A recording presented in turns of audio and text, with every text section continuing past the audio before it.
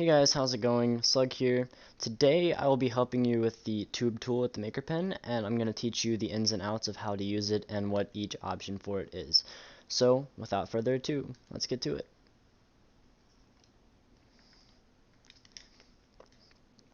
Hey guys, what's going on? Slug here with a how-to on the tube tool at the Maker Pen. And I know that a lot of people have trouble with it, so I'm going to help you out today with the specifics on what each function of it is and what each setting does. So, without further ado, let's get to it, and I'll see you there. Alright guys, so first off, I want you to go to your watch, make sure you're in your backpack, and then click on your Maker Pen. After you have your Maker Pen, you need to go to the Create tool so you can access your tubes. So in the tube tool, you have snapping, which can make it snappy and go into a grid, or you can turn off snapping, which turns off the grid and lets you go freestyle. Now, to get to the settings for the tubes, you need to click the settings button at the end of your palette.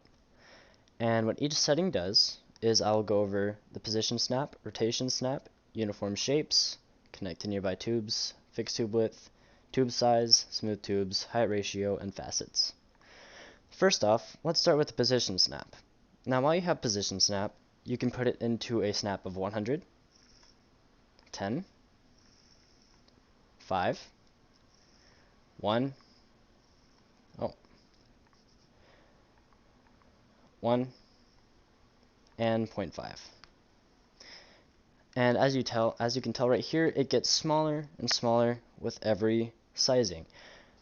And it goes in as a multiple of each thing. So 100 is 100 of these individual digits, 10 is 10, and it goes on with Rec Room's scaling and sizing for accuracy. So if you want just 0.5, you can do the 0.5 and draw 0.5. With 5, you can draw 5, 10, and 100.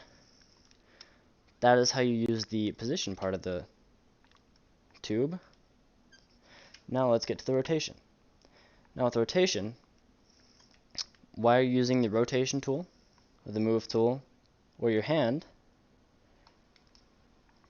the rotation lets you adjust how far it can rotate and how accurately it goes to the rotation that you have. So this is 90 degrees, this is 45 degrees, this is 30 degrees, 15, and 5. As you can tell, it changes the rotation position as much as you change it. So if you wanted to have a 45-degree angle, there you go, you got 45, and that's how you rotate your tubes. Now let's move on to the uniform shapes. If you don't want your tube to be all over the place, like let's say I have it like this, but I wanted it to be a straight tube just like a tube really is, you can turn on uniform shapes and it can't be any other shape. It'll stay as a tube and it won't be anything but. Alright, so now that we've finished that, let's go to the second page where we have the rest of these 6 options for the tube. Anyways, as you can see here, we have a tube size, which lets you adjust how large your tube is. We also have the fixed tube width, which makes it to where instead of being able to adjust the size of the tube as you go, like this, you only have one option, which is full strength. Now, if you're wondering how I made it smaller, I simply pulled the trigger less or more as I wanted to change the size. As you can see, full strength means large, half strength means half, and little means little. So that's how you change the size as you go. You can also use that with the snapping tool, as you can see. Alright, next thing is connect nearby tubes. Now this one's a little different. So if you start a tube here, in order to bring it over here, I wouldn't be able to connect this end. As you can tell, it's not connecting, it's not showing any way I can connect. Now over here, I can connect, and I can continue the tube from where I left off. So that's what the connect nearby tubes option is. It only works on where you end the tube, not where you begin. Keep that in mind, because it will be a useful factor in the future. But as you can tell, I can keep the tube going from where I left off with this feature.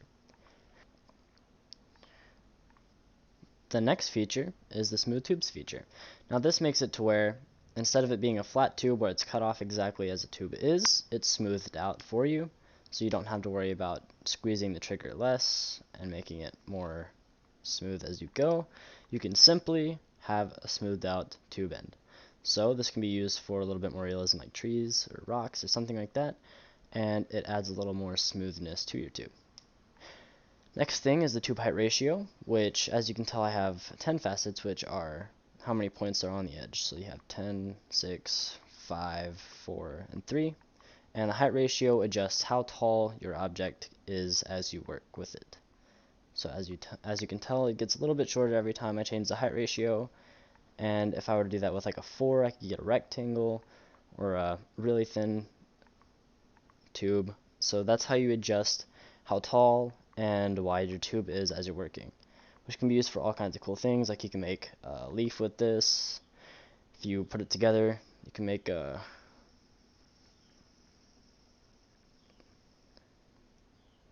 Alright, one more thing, you can also manipulate your tubes. As you can see, I just made a little funky leaf. And the last thing I'll be going over is tube texture scaling, which is as you scale a texture, it doesn't get smaller as a square would. See how big the textures are? It stays consistent as you scale. Oh. As you can see, it didn't really change. It's just the same consistency. It doesn't get big, but with the textures on the tubes, it gets much larger, and it goes with however big your consistency is in the initial creation of your tube. So if I wanted a really big texture and I wanted it to stay just like it is for maybe a different look of what Rec Room gives you. Oh, I gotta fly real quick. Okay, so as you can tell, it makes the texture a lot scaled, or a lot more scaled, and you can see it's a lot bigger and it stretches out, and that's another really cool feature with the tube tool. But anyways, that's everything you need to know for the initial use of tubes, and that is how you use the tubes in Rec Room. So, hope you guys enjoyed. I hope this helped a lot, and if you have any more questions, make sure to ask me. If you have any suggestions for other tutorials related to tubing or creation with your creative side of the Maker Pen, such as the shapes, then I would recommend you leave a comment down below. But until then, I'll see you guys in the next one. Peace out.